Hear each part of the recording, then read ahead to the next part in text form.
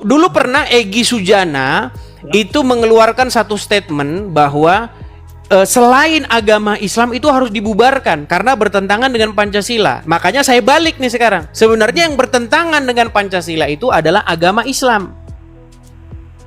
Oke, yang mengenai kencing onta, kadang itu kan dibahas-bahas mengenai Aisyah yang kawin di bawah umur. Banyak lagi lah.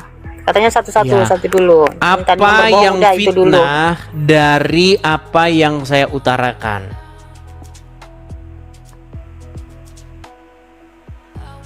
Enggak mengatakan fitnah. Apa yang Anda utarakan itu benar, tapi yang dikatakan itu ada penjabarannya itu, seperti kuncing onta. Oke, benarkah Muhammad menyuruh minum kencing onta? Ya. Sebutkan satu nabi yang nyuruh minum kencing hewan selain Muhammad. Ya Muhammad lah. Iya, berarti Muhammad satu-satunya nabi yang nyuruh minum kencing hewan. Benar, iya, bagus. Iya, bagaimana mungkin kamu nekat nyuruh ngikutin orang minum kencing hewan? Nah, itu kan ada penjabarannya. Oke, begini contoh ya, contoh. Di waktu COVID-19 kita divaksin itu kan, ya saya nggak bisa mengatakan begini. Yang jelas di situ itu kemarin kan ada juga. Bu Ati, sebutkan satu manusia di bawah kolong langit ini selain Muhammad yang menyuruh manusia meminum kencingnya hewan. Saya sudah mengiyakan tadi Muhammad. Iya, artinya tidak ada manusia, tidak ada nabi selain Muhammad yang menyuruh minum kencing hewan selain Muhammad. Kenapa? Seandainya kita berobat nggak ada jalan lain, nggak ada jalan keluar, meminum kuncing onta pun nggak apa, seperti di COVID-19. Dari mana nggak ada jalan lain? Kalau nggak istilahnya gimana di waktu COVID-19?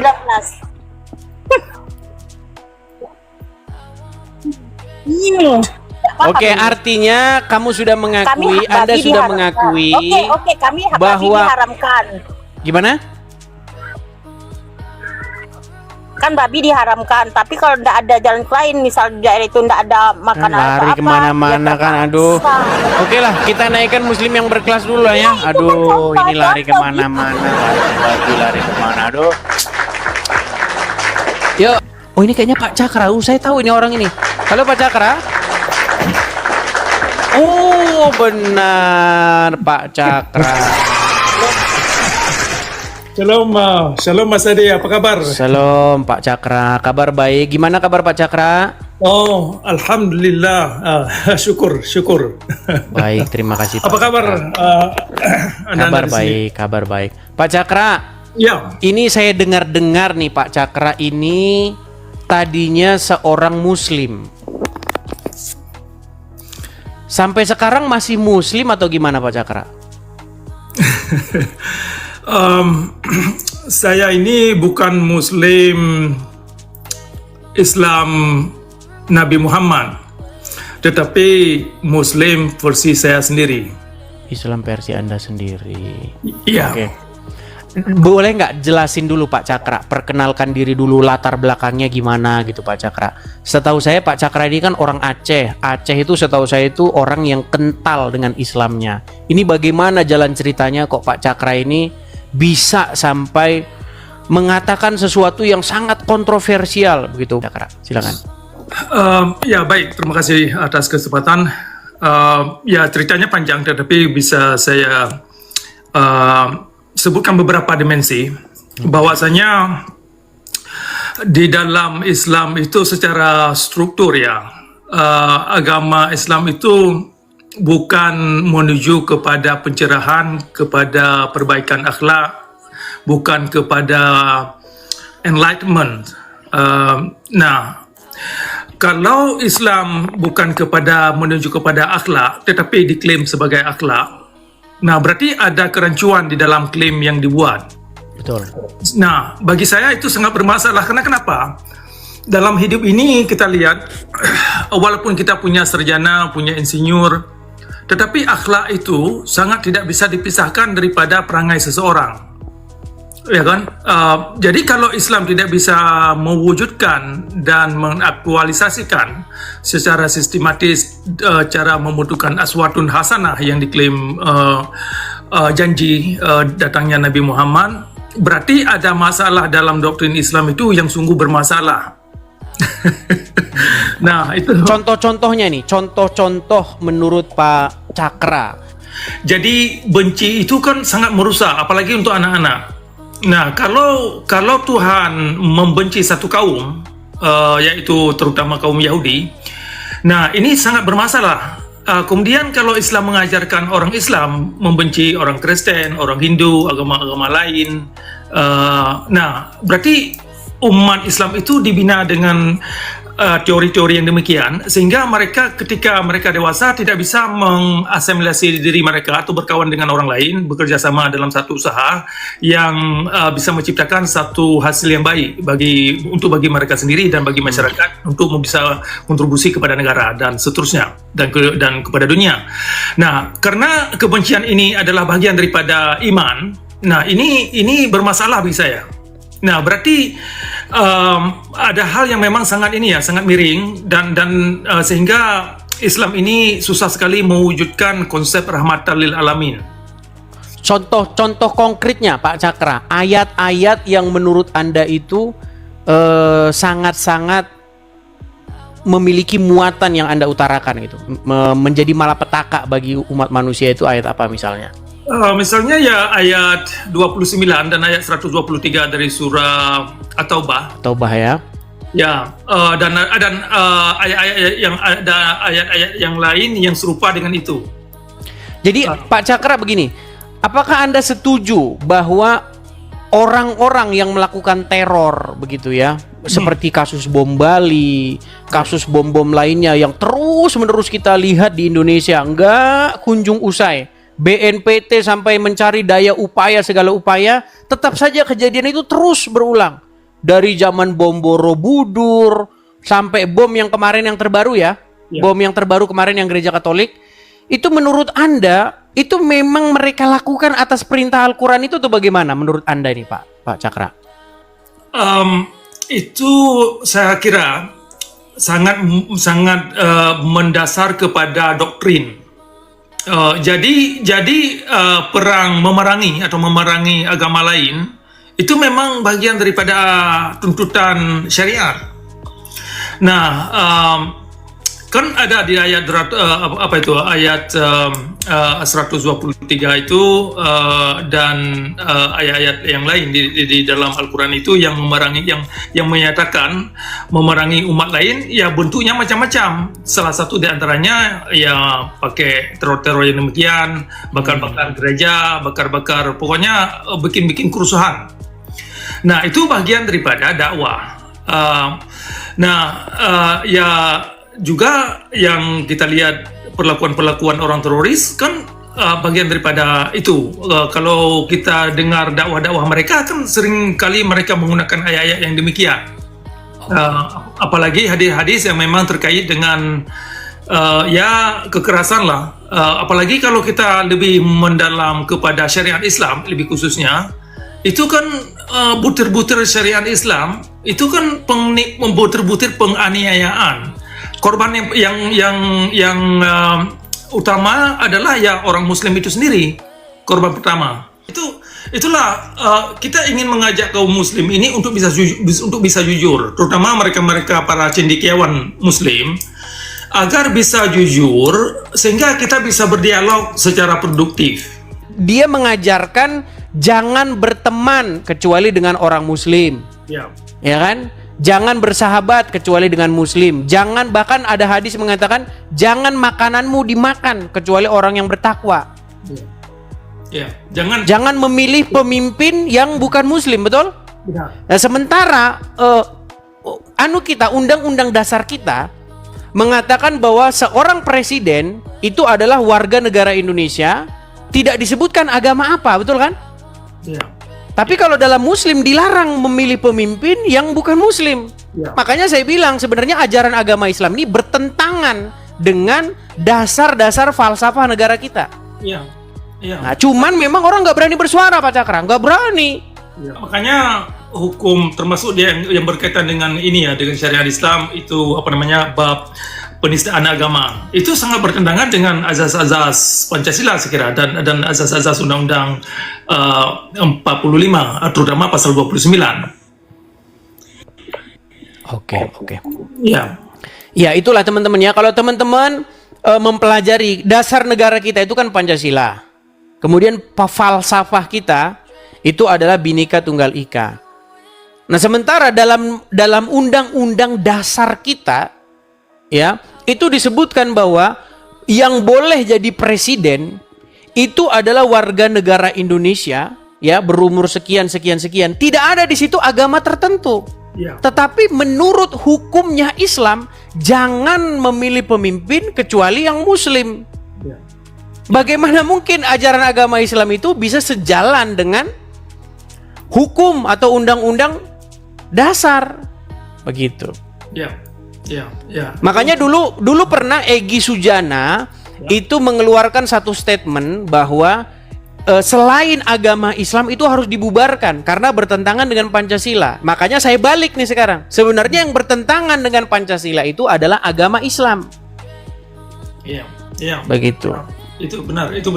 Gerakan-gerakan pemberontakan seperti DITII, ya kan, Permesta, Kahar Muzakar, itu sudah kita lihat dari sejarah bangsa kita berdiri. Mereka selalu ingin memberontak, gitu, untuk menggulingkan kekuasaan, untuk mengganti dasar hukum kita dengan syariat Islam.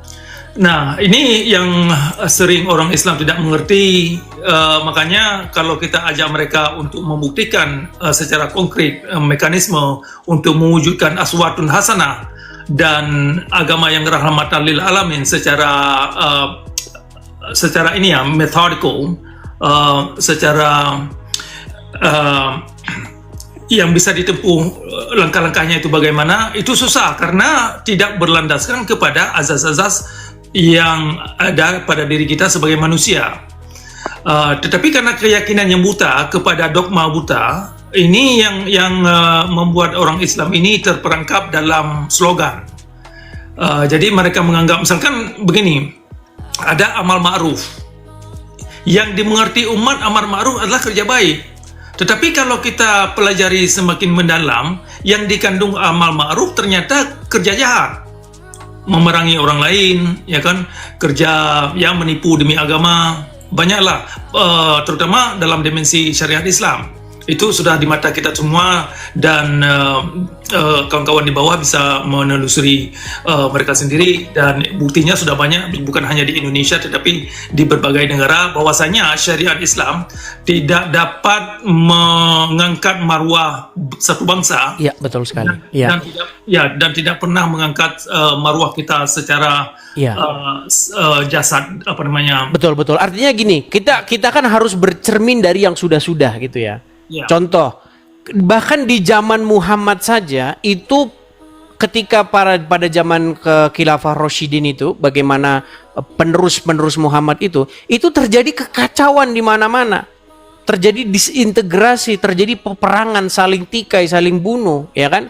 Bagaimana seorang pemimpin saja seperti Umar bin Khattab, seperti Ali bin Abu Thalib, seperti Utsman bin Affan itu berakhir dibunuh.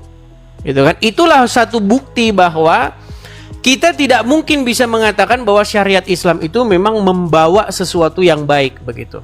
Dari yang sudah terjadi, di mana ada syariat Islam, di situ ada kekacau balauan. Seperti misalnya yang terjadi sekarang di Afghanistan, di Pakistan, Syria, bahkan di zaman-zaman setelah Muhammad sendiri itu kekacauan di mana-mana begitu. Benar, termasuk di Afrika Barat itu kan orang-orang yang sangat radikal itu kan mereka menggunakan syariat Islam. Itu negara-negara mereka kena anjlok, padahal sumber daya alam yang dikandung oleh negara mereka itu kan sungguh banyak. Tetapi karena syariat Islam, umatnya itu miskin. Karena ya orang takut untuk datang ke sana untuk menanam modal, untuk mengembangkan satu bisnis, Kemudian etika kerja masyarakat setempat ini tidak menunjukkan dan tidak bisa membuat investor ini aman. Oke. Nah, termasuk ya sekarang ini kan contoh bagi masyarakat Indonesia bisa melihat di Aceh. Sekian lama sudah ada Islam di Aceh. Nah, ternyata peradaban manusia tidak dapat mengangkat marwah masyarakat Aceh itu sendiri kepada peradaban yang maju mulia. Oke. Nah, artinya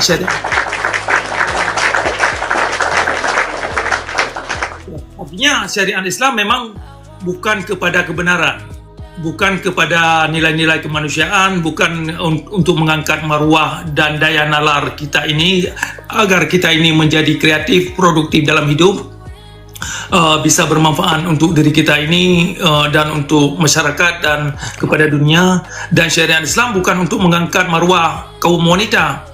Nah, ini ibu-ibu yang di bawah ini tolong dipikirkan ini persoalan syariat Islam. Itu korban, di antara korban pertama adalah kaum wanita. Betul sekali. Di mana wanita itu terkekang hak-haknya, bahkan mereka itu tidak boleh keluar rumah ya, menurut syariat Islam ya. Ya. Iya. Ya. Jadi teman-teman, ya memang gini Pak Cakra, masalahnya itu banyak umat muslim itu yang tidak mendapatkan edukasi yang benar begitu.